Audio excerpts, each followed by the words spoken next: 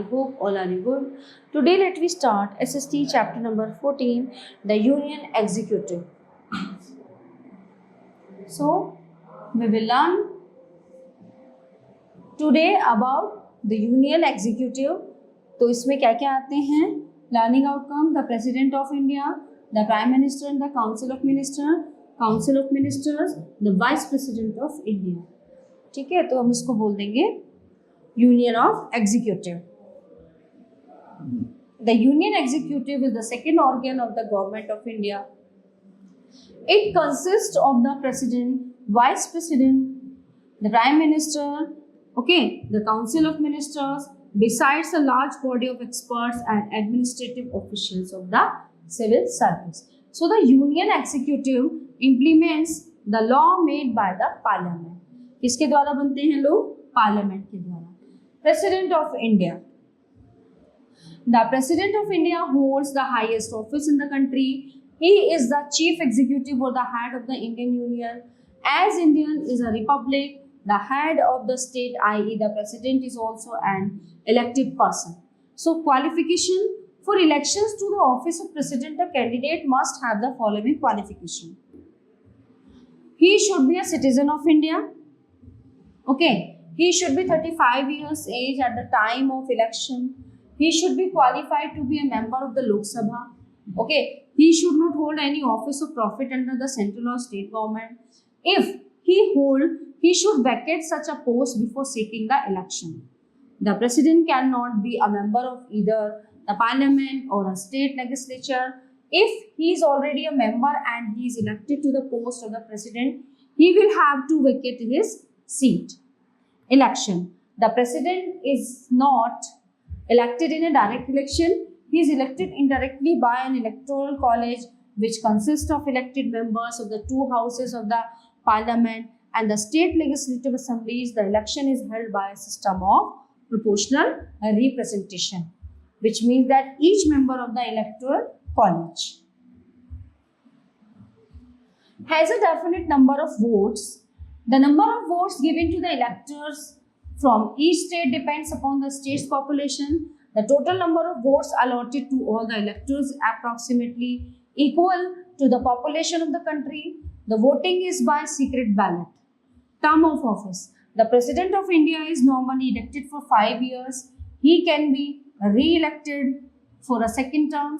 His office can fall vacant in case of his death, resignation, or impeachment. The President can be removed from his office for acting against the Constitution. So there is a special procedure called the impeachment for removing the President from his office. A resolution for impeachment is passed by the Parliament by 2/3 majority in the event of falling vacant of the office of the President. So the Vice President takes over the acting President. Presidents of Indian Union. Dr. Rajendra Prasad, Dr. S. Radhakrishnan, Dr. Zakir Hussain, V.V. Giri, Fakhruddin Ali Ahmad, Neelam Sanjeeva Reddy, Gyani Jail Singh, Shri R. Venkatraman, Dr. S.D. Sharma, Dr. K.R. Narayanan, APJ Abdul Kalam, Srimati Pratibha Patil, Pranab Mukherjee, Ramnath Kovind, and now she is कौन? द्रौपदी मुर्मू, जो अब तक हैं. Well, 222 से. Powers of the President. The President of India enjoys vast powers which are as follows. Executive powers. The President is the Chief Executive of the Indian Union. He appoints high officials of the executive. He appoints the Prime Minister and with the latter's recommendation, the Council of Ministers, Governors of the States, Attorney General, the Comptroller and Auditor General. So the Lieutenant Governors and Chief Commissioners of the Union Territories, Chairmen and members of Union Public Service Commission, Chief Justice and Judges of the Supreme Court and High Courts. He is the Supreme Commander of the Armed Forces and as such he appoints the chiefs of the 3 wings of the forces. So he sends and receives ambassadors. All treaties are signed in his name. Legislative powers. The President addresses the first session of the Parliament After the elections, he summons and progresses the session of parliament. He can dissolve the parliament. No bill can become a law without his assent. He can issue ordinance when the parliament is not in session. Okay? His consent is required in the declaration of war. Judicial power. The president has the power to reduce the sentence or grant pardon on a mercy petition to any person sentenced by the courts. Financial powers. No budget can be introduced in the parliament without his recommendation. He can make advances out of the contingency fund of India to meet unforeseen expenditure. Constitutional emergency powers. The president has been given special power to meet an emergency. He can proclaim a state of emergency in the following condition. National emergency. When there is a danger of foreign aggression or danger to the peace and security of the country because of a civil war. So, insurgency, etc. Article 352. Okay. Number 2, constitutional emergency. When the constitutional machinery in a state has broken down and political uncertainty prevails, Article 356. Financial emergency. Where there is a setback to the financial stability or credit feasibility in the country, Article 360. In such case, the president can reduce the salaries of government employees. When the constitutional machinery of any particular state break down, the president on the advice of the governor impose president's rule in the states initially for 6 months, which may be extended up to 2 years in all. Actual position of the president. The foreign account of the powers of the president gives an impression that he has vast power. In fact, he merely acts only on the advice of the Prime Minister. All his powers in reality are exercised by the Prime Minister and his Council of Ministers. So the president functions only as a nominal head. It is because our Constitution has established a parliamentary form of government in the country. Under this political system, the Prime Minister and his Council of Ministers are responsible to the Parliament. However, the office of the President enjoys great prestige and dignity. So, he is the first citizen of India and represents the nation on all ceremonial occasions. The Vice President of India.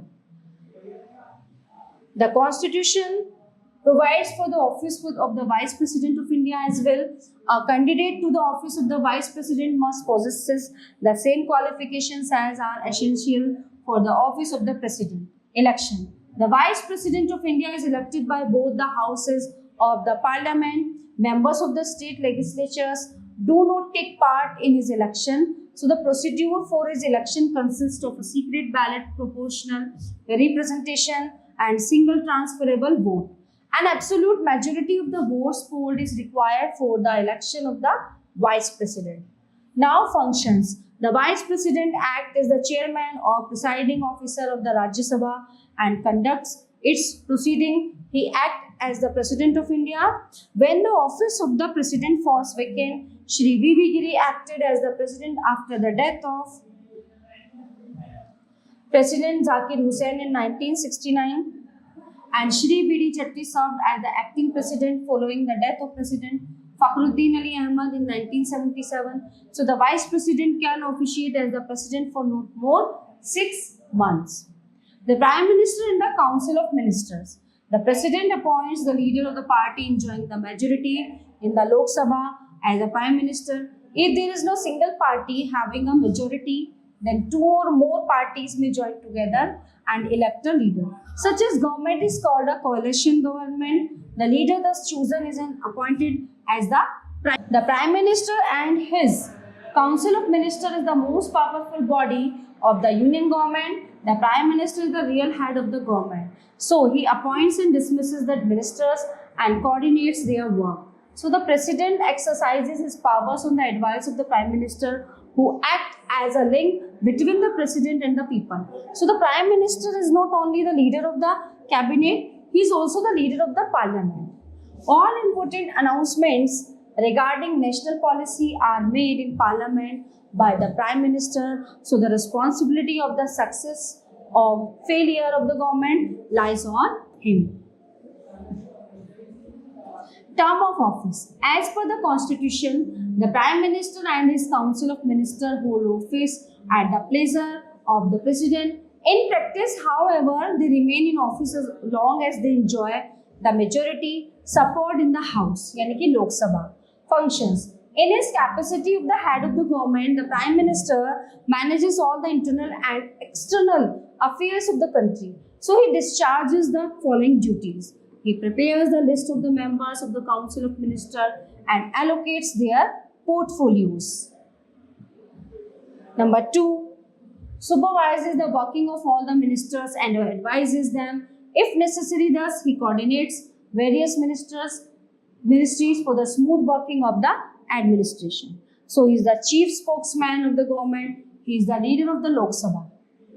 He presides over the meetings of the cabinet as well as the Council of Ministers. He can take the hearing ministers to ask. He advises the President on various important appointments. Example, judges of the Supreme Court, governors, ambassadors, etc. He also advised the President to summon, prorogue or dissolve the Lok Sabha. He serves as a link between the President and the Council of Ministers. Prime Ministers of India. Pandit Jawaharlal Nehru, 15 August 1947. Shri Gulzari Lal Nanda, 27 May 1964. Shri Lal Bahadur Shastri, 9 June 1964. Shri Gulzari Lal Nanda, again 11 January 1966. Shrimati Indira Gandhi, 1966. Shri Morarji Desai, 1977. Chaudhary Charan Singh, 1979. And Shrimati Indira Gandhi again, 1980. Rajiv Gandhi, 1984. VP Singh, 1989. Chandrasekhar, 1990. PV Narasimha Rao, 1991. Shri Atal Bihari Vajpayee, 1996. Shri H.D. Devgoda, 1996. Shri I.K. Gujral, 1997. Atal Bihari Vajpayee, 1998. And Manmohan Singh, 2004. And after that, 4, 5, 6, 7, 8. 2009 to 14. 10, 11, 12, 13, 14. 15, 16, 17, 18, 19, 20, 21, 22, 23, 24, 25. और अब कौन है 2014 से लेके नहीं 5, 6, 7, 8, 9, 10 10 तक तो रहे मनमोहन सिंह. After that 11, 12, 13, 14, 15. उसके बाद से 2014 से लेके और 25 तक कौन है? Shri Narendra Modi. Council of minister. The Council of Ministers comprise 3 categories of minister. Number 1, cabinet minister. 2, ministers of state.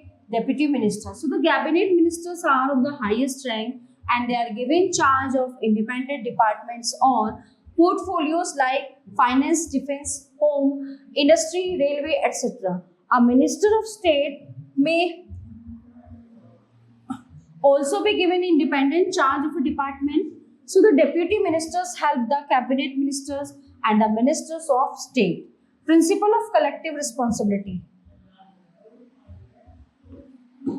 The Council of Ministers work as a team with the Prime Minister as its leader. It works on the principle of collective responsibility. It means that each minister is responsible for any decision taken by the Prime Minister. The Council of Ministers is collectively answerable to the Parliament for the actions of the government. If a vote of no confidence is passed against the Prime Minister, it amounts to a vote of no confidence against the entire Council of Ministers. Similarly, if a bill introduced by a minister is rejected by the Lok Sabha, it is considered to be a vote of no confidence in the ministerial team and the entire team has to resign. So the ministers may have differences of opinions, but they cannot express these openly. All of them are expected to work in close cooperation. They swim or sink together. This fact is known as the principle of collective responsibility. Okay, the chapter is end here. All topics are covered in this chapter. I hope you all are very well understand this chapter. Okay, so we will meet you the next class.